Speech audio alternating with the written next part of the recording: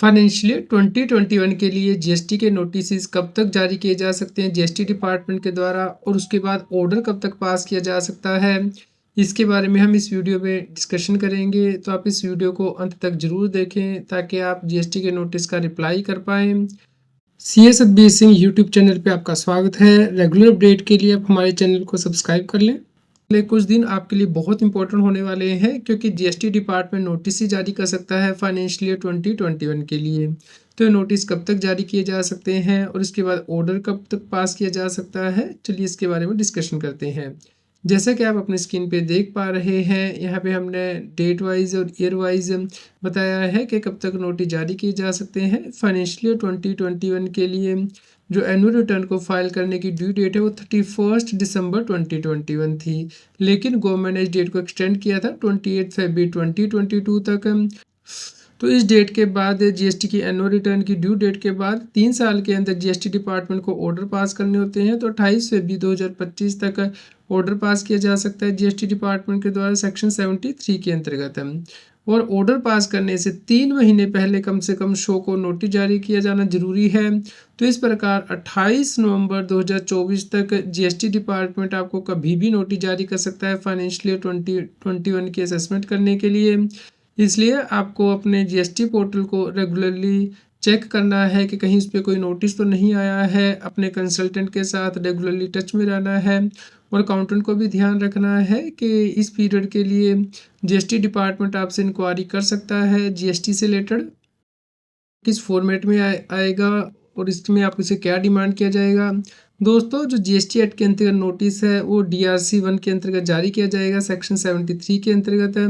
यानी कि यदि आपने कोई टैक्स कम पे किया है या गलत पे किया है, इनपुट टैक्स क्रेडिट गलत क्लेम किया है या फिर रिफंड गलत क्लेम किया है, तो उस केस में DRC 1 में आपको नोटिस जारी किया जाता है सेक्शन 73 के अंतर्गत। और यहाँ पे समरी होती है जहाँ पे के ब्रीफ फैक्ट दिए होते हैं, केस के ग्राउंड दिए जाते हैं और जो आपने टैक्स कम पे किया है, शॉर्ट पे किया है, उसके बारे में भी इन्फॉर्म किया जाता है।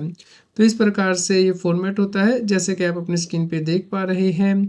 तो ये आपको रेगुलरली चेक करना है जीएसटी पोर्टल पे नोटिस एंड ऑर्डर के अंतर्गत कि कहीं आपको कोई नोटिस तो जारी नहीं किया गया है। और अपनी जो रजिस्टर्ड ईमेल आईडी है और जो मोबाइल नंबर है वो भी रेगुलरली चेक करना है कि कहीं जीएसटी डिपार्टमेंट से आपको कोई कम्युनिकेशन तो नहीं आया है नोटिस से रिलेटेड। जीएसटी डिपार्टमेंट के द्वारा आपको नोटिस जारी किया जाता है तो नॉर्मली 30 डेज का टाइम दिया जाता है आपको उस नोटिस का रिप्लाई करने के लिए। तो आप इंश्योर करें कि विद इन टाइम इस नोटिस का रिप्लाई आप फाइल करें। और किस फॉर्मेट में आपको रिप्लाई फाइल करना होता है, चलिए उसे डिस्कस कर लेते हैं। जीएसटी नोटिस का रिप्लाई आप DRC 06 में देंगे, यानी कि रिप्लाई टू शो को नोटिस, जिसमें कि आपका जीएसटी नंबर होगा, नेम होगा और जो डिटेल होगी शो को नोटिस की वो होंगी, यानी कि उसका रेफरेंस नंबर, किस दिन इशू किया गया था, ये ऑटोमेटिकली पॉपुलेट हो जाता है जब आप जीएसटी पोर्टल पे रिप्लाई करते हैं नोटिस का। यहाँ पे फाइनेंशियल आता है और यहाँ पे रिप्लाई के अंतर्गत आपको टेक्स्ट टाइप करनी है जो कि आप रिप्लाई करना चाहते हैं, और इसके साथ ही आप डॉक्यूमेंट भी अपलोड कर सकते हैं। तो लिस्ट ऑफ डॉक्यूमेंट आपको अवेलेबल होंगे जीएसटी पोर्टल पे, वहाँ से आप चूज़ कर सकते हैं। और यहाँ पे बहुत इंपॉर्टेंट ऑप्शन है कि आप यदि पर्सनल हेयरिंग के लिए ऑप्ट करना चाहते हैं तो आपको यहाँ पे यस टिक करना है। तो आप ये जरूर इंश्योर करें कि यहाँ पे यस टिक कर दें, क्योंकि बिना पर्सनल हेयरिंग के यदि जीएसटी डिपार्टमेंट कोई भी ऑर्डर पास करेगा तो उसे वैलिड नहीं माना जाएगा।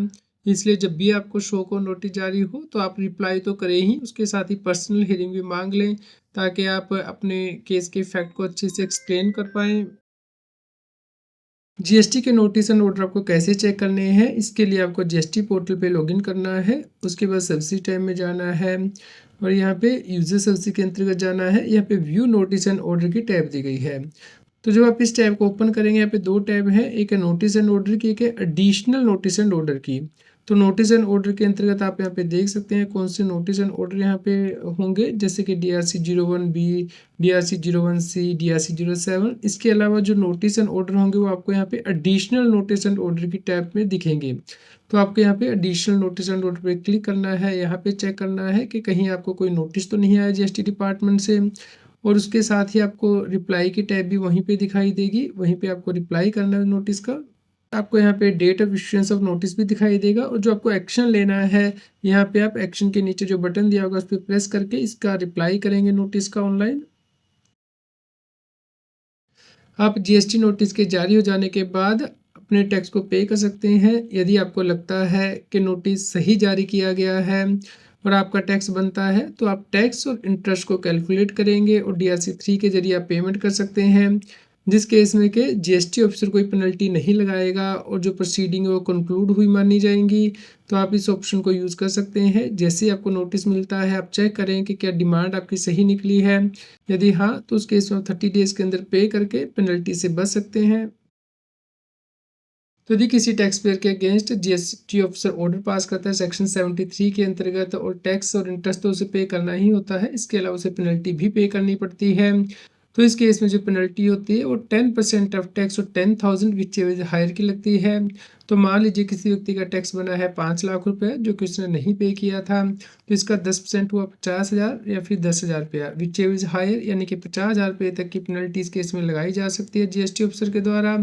इसलिए यदि आपको लगता है कि आपका कोई टैक्स बनता है जीएसटी में, तो आप पहले ही पे कर दीजिए ताकि आप इस पेनल्टी से बच सकें।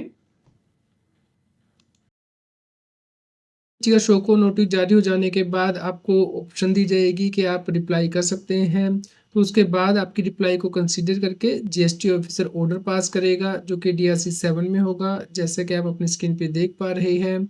यहाँ पे ऑर्डर नंबर, ऑर्डर डेट होगी, फाइनेंशियल ईयर होगा, किस साल के लिए ऑर्डर पास किया गया है, किस टैक्स पीरियड के लिए किया गया है, डिस्क्रिप्शन होगी गुड्स और सर्विस की। इसके अलावा जो डिमांड का अमाउंट है वो स्पेसिफाई किया जाएगा कि कितना आपका टैक्स बनता है, इंटरेस्ट बनता है, जो पेनल्टी है, फीस है, अदर अमाउंट है।